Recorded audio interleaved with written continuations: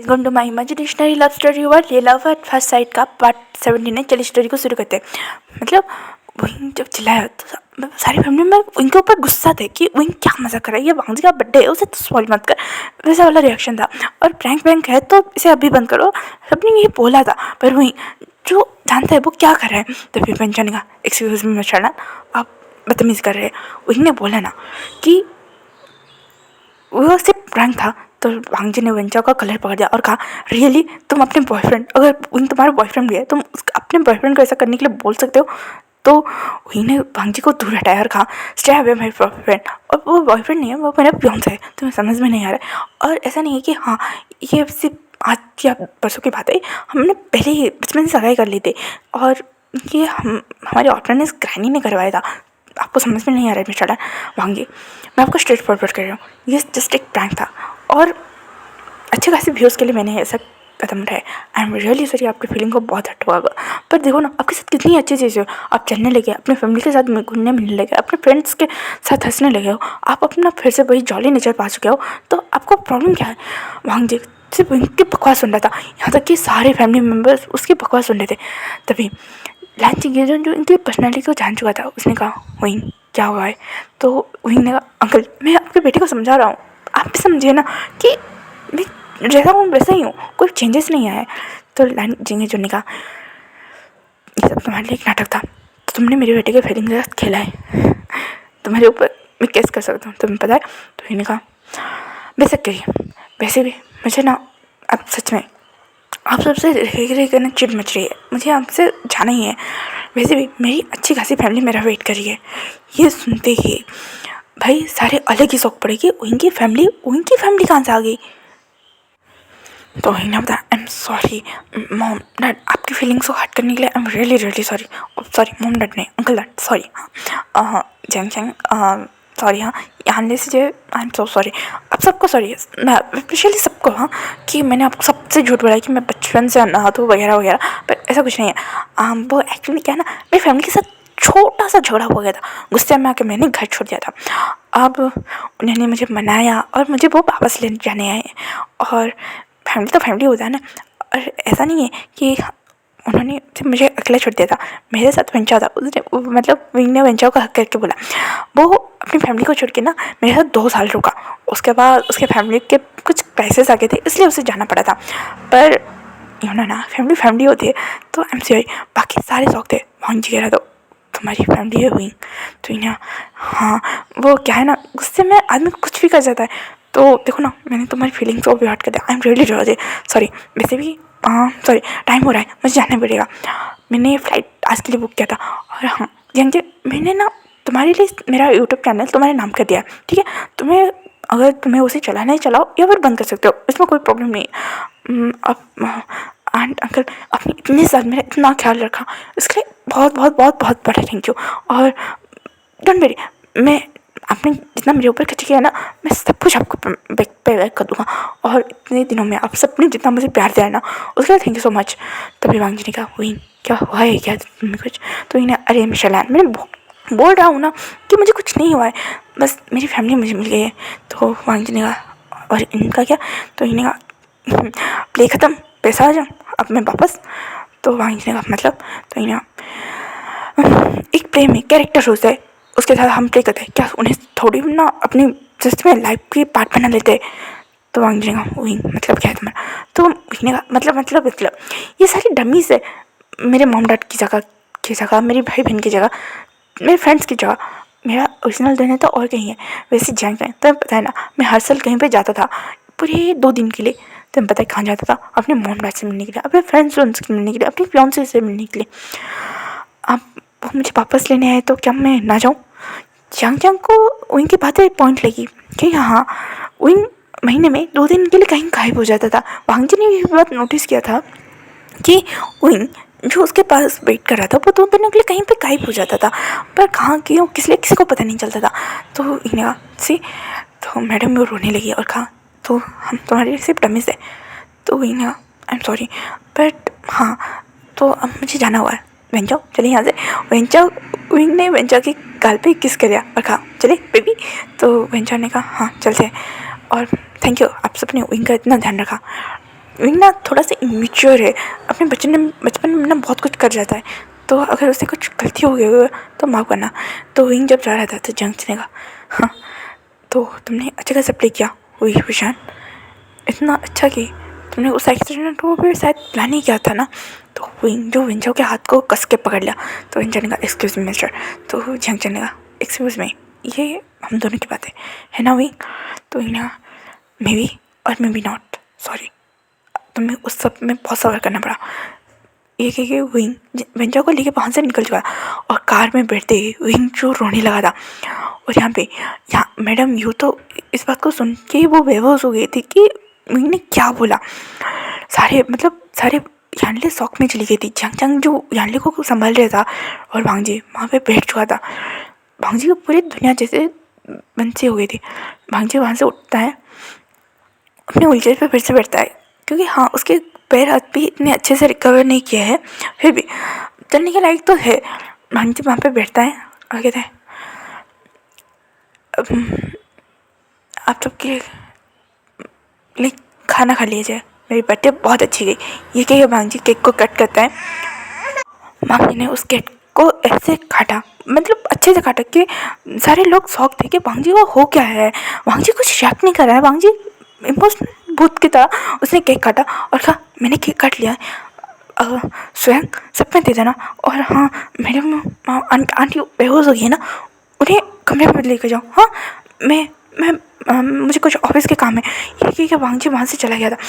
सबको समझ में आ रहा था कि भांगजी अपने इमोशन को दबा रहा है। तभी लाइन से चलेगा भांगजी, मैं कुछ तो बोलो, इनको बोलो, इनको ढूंढो, कुछ तो करो। तो भांगजी ने कहा गवा आपने सुना नहीं, वो अपनी फैमिली के पास जा रहे हैं। और सच में गुस्से में इंसान बहुत कुछ खेल जाता है। मैंने तो कितनों की लाइफ स्पॉइल कर डाली, तो मेरे साथ तो ऐसा होना ही था ना। ये कह के भांगजी वहाँ से खामोशी से वहाँ से निकल गया। बाकी सारे मैडम मेरे को संभालने लगे थे कि हाँ उन्हें झटका लगा था। यहाँ वो जो स्टॉक में चले गए थे। वहीं जो रोए जा रहा था, वहीं मतलब डिहाइड्रेशन के चक्कर में वो बेहोश हो चुका था। वेंचर ने उसे अच्छे खासे से ट्रीटमेंट किया और वो अपने वहाँ से निकल चुके थे अपने घर के ओर। वेंचर वो देख रहा था, वो जो एक जिंदा लाश बन चुका था। कह सकते हैं विंग के जिंदगी की वजह से वो बेबी है जो भांगजी और विंग के प्यार की निशानी है। तभी वेंचर ने कहा ऐसा क्यों क्या हुई। तो इन्होंने कहा अगर मैं ऐसा नहीं करता ना काका तो वो सारे मुझे नहीं भूलते, यहाँ तक कि मुझे ढूंढते कहीं ना कहीं आ ही जाते। और तो मुझे उन सबकी आंखों में मेरे लिए नफरत नहीं देखने लगा। तो भेंचा ने कहा झांग चैन ने तो तुम्हें माफ़ कर दिया था, तो फिर उसे क्यों। तो वही ना, अगर झांग चैन ने सबको सब कुछ बता दिया तो मुझे पक्का पता है वो सब कुछ भला कि मुझे अपना ही तो लेंगे, पर वो सारी चीज़ें वो कैसे भूलेंगे काका, जो वांजी के साथ हुई है वो कैसे भूलेंगे। ये कह के विंग खामोश हो रहा था और वेंचो कहीं ना कहीं जानता था कि हाँ विंग गलत भी नहीं है, बस प्यार इतना सच्चा होना चाहिए कि इन सब के बाद भी वो प्यार टिका रहना चाहिए। तो एक तरफ से वेंचो ने कह दिया था कि नहीं, अब उनके फैसले में वो भी साथ है। मोशन की बातों में कहीं ना कहीं पॉइंट तो थी। अब वेंचो को समझ में आ रहा था। यहाँ पे पूरे एक दिन निकल चुका था, भांगजी की बर्थडे निकल चुका था और भांगजी फिर से जॉम्बी की तरह काम कर रहा था। लैंड हाउस में एक सन्नाटा चल चुका था। जियांग्स जैसे माफिया मांगते मांगते थक चुके थे, पर लैंस ने भी उन्हें भी पता है कि हाँ जियांग्स के ऊपर क्या बीते, तो उन्हें भी इक्वली विक्टिम माना जा रहा था।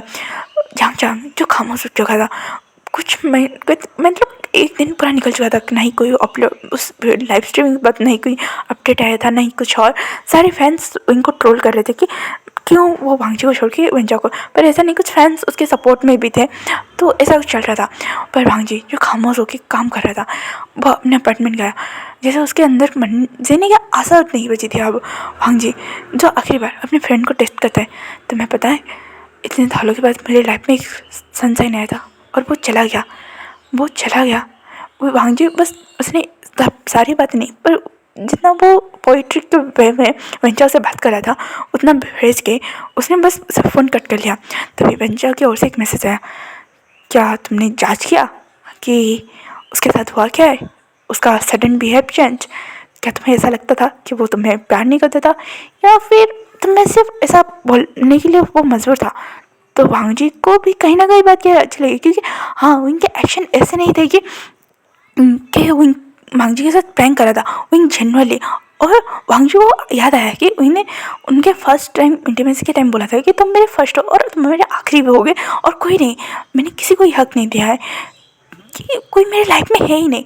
तो वांगजी को याद आता है कि वही ने अगर उस समय ये बोल पा रहा था, इतने गट फीलिंग्स है उसकी आंखों में, बस सच्चाई थी, पर हुआ क्या है, वही की बातों के बारे में सोचते ही वांगजी कुछ सोच रहा था यहाँ पे। वही जो वेंजा और मोशन के साथ आके रह रहा था, बस खाना खा रहा था, सो रहा था, वही मोशन ने उसकी केयर कर रहा था। वही ने अपने अकाउंट से अरे मनी को विड्रॉल करा के बस अपने बेबी के लिए ही कुछ पैसे रखे थे, और बाकी सारे पैसे उसने विड्रॉ करा दिया था और अपने अकाउंट को बंद कर दिया था। यहाँ तक कि उसने अपने कंटेक्ट अपने खुद के और पहुँचे के सारे वेब्स को कट कर लिए थे। तभी भांगजी जो इतने मतलब खामोश था, 1-2 दिन निकल चुके थे, भांगजी उस बात को सोच रहा था। भांगजी जो घर आया उसने कहा मॉम डैड, तो सब भांगजी को देख के शांत थे। वो क्या बोले कि भांगजी के ऊपर क्या बीती होगी, ये बात उन्हें थोड़ी सी नॉलेज है, पर कितना कुछ भांगजी ने झेला होगा ये बात उन्हें पता ही नहीं कि क्या बोले। वो भी थोड़े कंफ्यूज थे, तो उन्होंने कुछ ज़्यादा रिएक्ट नहीं किया। और भांगजी सारे सब बैठ के खाने पे बात कर रहे थे, मतलब उस टॉपिक को छोड़ने के बारे में सोच रहे थे, मतलब भांगजी का ध्यान डाइवर्ट करने के बारे में सोच रहे थे। तो भांगजी ने कहा क्या आप बता सकते हैं कि मेरे बर्थडे के लिए विंग एक्साइटेड था क्या? तो ये बात जानते ही सारी फैमिली मेम्बर ने कहा हाँ विंग इतना एक्साइटेड था, वो भूल चुकी। भांगजी ने सिर्फ बोला था कि सच बताना, तो सारी फैमिली मेम्बर बोलने लगे कि विंग कितना एक्साइटेड था, विंग तुम्हारे लिए सरप्राइज प्लान कर रहा था, ये वगैरह वो। तभी भांगजी ने कहा क्या विंग मेरे लिए सरप्राइज प्लान कर रहा था? तो ये सुनते ही भांगजी ने जंग को फ़ोन लगाया। मैडम यू इससे उनकी तबीयत थोड़ी सी नाजुक तो हो गई थी, मतलब ख़राब हो चुकी थी, उन्हें बुखार रह रहा था क्योंकि हाँ आप जिससे प्यार करते हो वो अचानक से आपसे दूर चला जाए, और माँ के लिए बच्चे अपने खुद से अलग हो जाए तो बहुत पेन होता है। तो अभी मैडम उस फेस में थी, तो वो भांगजी ने जंग को फ़ोन लगाया, कहा आचिंग जंग एक बात सच बताना, क्या विंग ने मेरे लिए कोई सरप्राइज प्लान करने के लिए बोला था? तो जंग ने विंग का नाम सुनते उसे गुस्सा तो ज़रूर आया, पर हाँ अभी के लिए उस सिचुएशन को हैंडल करना वांगजी के लिए बहुत ज़्यादा डिफिकल्ट है। जंग को ये बात भी पता है। तो जंग ने वो 1 हफ्ते के अंदर जो विंग प्रिपरेशन कर रहा था, विंग के साथ जो बात टॉक हुआ, जो वार्डिंग वगैरह हुई, उसने सब कुछ बता दिया। तो वांगजी ने कहा कुछ तो भाई जंग ने कहा क्या उसने हमें धोखा दिया है? वांगजी तुम्हें धोखा दिया है मेरी पूरी फैमिली को? तो वांगजी ने कहा नहीं कुछ तो हुआ है ऐसा, हम चुप रहे जंग। तो जंग को याद आया कि वो पार्क वाला इंसिडेंट, वहाँ पे उन कुछ बेकी बातें कर रहा था, उसके पास्ट की जो एक्सीडेंट हुआ था उसके बारे में सोच रहा था ये वगैरह। तभी मिंग्याओ वहाँ पे भागते हुए आता है और कहता है वांगजी विंग को ढूंढो, विंग प्रेग्नेंट है, बस इतना ही। जंग कॉल पे था। मिंग्याओ ने ये बात वांगजी को बताया। पूरी फैमिली मेम्बर्स और जंग जो इस बात को बोल रहा था, पर हाँ साइड में मैडम यू सारे उसके फ्रेंड वगैरह क्यों थे क्योंकि अभी जो कहते हैं ना सपोर्ट, इमोशन सपोर्ट चाहिए, वो वहाँ पे रह के मैडम यू को प्रोवाइड कर रहे थे। तो मैडम ने कहा जंग स्पीकर पर फोन रखो, मुझे सही बात नहीं सुने दी। तो जंग ने फ़ोन स्पीकर पर रखा। हाँ मैडम यू ने इशारे में बोला था कि जंग को उनके बारे में वो बात कर सकता है, तो इसलिए वो सारी फैमिली मेम्बर कह सकते हैं एक फ़ोन कॉल के थ्रू कनेक्टेड थे। तो मिंगा ने कहा वांगजी विंग प्रेग्नेंट है और डैम सीओ जी तुम्हारा बेबी है, क्योंकि विंग 3 हफ्ते से प्रेग्नेंट है। वो तुम समझ पा रहे हो मेरी बात को? तो वांगजी को भी समझ में आ रहा था कि हाँ उसके वो जब और विंग और वांगजी जब रिलेशन थे, वो वांगजी ने नोटिस किया था कि विंग वहाँ पे से 1 महीने के लिए कहीं गायब ही नहीं हुआ था। और वांगजी ने जब पूछा कि तुम 2 महीने में हर वक्त गायब रहते हो, तो 2 दिनों के लिए मतलब 1 महीने में 2 दिन के लिए गायब रहते हो, पर इस बार क्यों नहीं? तो नहीं कहा इस बार ज़रूरत नहीं है क्योंकि इस बार स्पेशल है। हाँ विंग जो 2 दिनों के लिए गायब होता है वो अनाथ आश्रम जाता है, अपने जो उसने जो पल वहाँ पे बिताए थे वहाँ पे डोनेशन करता है, वहाँ पे 2 दिन रुकता है, मुशाने गगा वंजाओ गगा से बातें करता है वगैरह वगैरह थिंग्स थे। तो विंग ने कहा इस बार के लिए कुछ बढ़ाए, इस बार जाने का मन नहीं करा है। तो वांगजी ने कहा क्या सच में? तो विंग ने अपना सारा हाँ मिलाया था। तो झांगजी ने कहा विंग मतलब तुम्हारी बेबी से प्रेग्नेंट है, तो उसने ऐसा क्यों किया? तो मिंग्याओ ने कहा कुछ तो गड़बड़ है, क्योंकि कुछ तो हुआ है विंग को, विंग वैसा नहीं है वांगजी। उस दिन में मैंने देखा था विंग तुम्हें बोल रहा था, पर उसकी आंखें कुछ और बोल रही थी। तो विंग ने कहा जंग उस एक्सीडेंट के बाद फिर से निकली थी। तो जंग ने कहा मतलब तो वेंकिंग ने उस दिन लान हाउस में हम सब थे, तुम और वेंकिंग किसी काम से बाहर चले गए थे। तो जंग ने वेट वेट मुझे सारी बात बताओ वेंकिंग। तो वेंकिंग ने सारी बात बता दी। जब यह जंग को आप जाके सारी कड़िया समझ में आ रही थी तो जंग ने शिट शिट विंग, उसने एक जोर से ग्राउल किया, मतलब जोर से गुस्से में ग्राउल किया। तो वांग ने कहा जंग प्लीज़ मुझे बताओ इनके साथ क्या हुआ है, वो क्या छुपा रहे। तो जंग ने बता दिया था कि 5 साल पहले उसके कार से बहुत बड़ा एक्सीडेंट हो गया था। उस एक्सीडेंट का ब्लेम वो खुद को मानता है। तो भांग जी को आप सबके समझ में आया कि विंग उससे दूर गया, विंग उससे नहीं उसके फैमिली से, उसके खुद के फैमिली से भी क्यों दूर गया। तो जंग ने वो एक्सीडेंट, तो भांग जी ने वो मेरा हुआ था और उसे बात पता चल गई थी। जंग वो बस भाग रहा है खुद से या फिर सबसे, क्योंकि वो तो मैंने कहा वो नफरत नहीं देखना चाहता है काका, वह सबके किसी की आंखों में खुद के लिए नफरत नहीं देख सकता, क्योंकि उसने बचपन से इसे प्यार ही मिला है। हाँ वो ऑर्फनेज है, पर उसके ऑर्फनेज में भी उसे बहुत ज़्यादा लोग प्यार करते थे। उसने बताया था कि वो कितना खुश है अपने ऑर्फनेज को। हाँ उसे छोड़ के बुरा लग रहा है पर वो कितना खुश होता है। तभी एक ग्रैनी आती है और कहती है ये लान हाउस है, यहाँ पे किसी गलत जगह पे आई हो क्योंकि यहाँ पे सन्नाटा है। तो वांग जी वो उस तरफ देखता है और कहता है जी ये लाना श्री है। तो ग्रैनी का तुम विंग के अल्फा हो, पता चल रहा है। विंग ने जैसा बताया था तुम वैसे ही हो। वैसे विंग इस पर क्यों नहीं आया, वो तो बोल रहा था कि वो उसके अल्फा के साथ आएगा, और वो बोल रहा था उसकी बेबी भी उसके साथ आएगी। वो काम पे मुझे लगा था यहाँ पर चेल फेल हो रही होगी, क्योंकि उसने बोला था उसके अल्फा का बर्थडे है और वो उसकी बर्थडे के दिन उसके लिए शादी की बात करने वाला है। कहाँ है वो। अब जाके सारे फैमिली मेम्बर को समझ में आ रहा था कि विंग उस दिन क्या करना चाहता था, क्या हो गया, किस तरह से सब कुछ मैसअप हो गया। तो ग्रैनी ने कहा, ग्रैनी को वांग जी ने बोला ग्रैनी क्या आप मुझे बता सकते हो क्या इनका कोई ऐसा था, आग बुन के भरोसा कर सकता था। तो ग्रैनी ने कहा 2 थे, एक उसके विंचाओ काका और उसके मिंग्याओ काका। मिंग्याओ काका उसके साथ भले बड़े हैं, विंचाओ उनका मंगेतर है। अब जाके सबको सारी बात समझ में आ रही थी कि विंग का ये वियर सा जो इतना मतलब अपोजिट जो बिहेवियर था वो क्यों था। तो वांग जी ने जंग को कहा जंग मेरा एक काम करो। तो जंग ने हम बोले वांग जी का, तो वांग जी ने कहा तुम फिर से लाइफ अरेंज करो और वो पिछली बार का जो हुआ उसे एक प्रैंक घोषित करो और ये कहना कि आप सबको वैसे इंतज़ार था ना कि ये अगर प्रैंक है तो कैसे चाहिए। तो वांग जी ने कहा मैं जैसा जैसा बोल रहा हूँ वैसा करो। अब वैज्ञानिक से वेंचा और मोशानिया का नंबर लेके वांग जी ने वेंचा को पहले फ़ोन किया। तो वेंचा ने कहा ओह मिस्टर लान वांग जी, तो फाइनली आपका फ़ोन आ गया है। मेरे प्यारे से भाई को मैं ऐसे देख नहीं सकता हूँ, तो बोलिए आप हुक्म कीजिए, हम आपके बात को नहीं टालेंगे। तब ये सुनते भांग जी को शौक लगा कि भाई हो क्या रहे। तो मोशन ने वेंचा से फ़ोन लिया और कहा मिस्टर लान वांग जी आप हमारे बारे में थोड़ा बहुत नॉलेज तो कर चुके होंगे, मुझे इतना पता है, पर शायद मुझे इतना एक्सपेक्ट नहीं था कि आप इतनी जल्दी मेरे भाई को ढूंढ लेंगे। तो वांग जी ने कहा आपको सब कुछ पता है। तो मेहसा ने कहा वो गधा है, उसे समझाना बेकार है, तो इसीलिए उसे थोड़ी सी प्रैक्टिकल थ्योरी देनी ज़रूरी थी, पर मुझे नहीं लगा था वो इतना बड़ा मेस क्रिएट करके यहाँ पे आएगा। तो भांग जी ने एक स्माइल किया कहा तो फिर तो मेहसा ने कहा मिस्टर लान वांग जी क्या आप मुझे भूल गए हो। उसे ये सुनने के बाद वांग जी को थोड़ा थोड़ा वॉइस पहचान में आ रहा था पर सही से याद नहीं आ रहा था। तभी मोशानी ने कहा अबे गधे लानजान के बच्चे क्या मुझे भूल गए, मैं वही क्यूट सी ओमेगा हूँ जिससे तुमने उस बुलियों से बचाया था। तब वो वांग जी को याद आता है कि नहीं ये तो मोशानियो है, वो मतलब डरपोक सा ओमेगा।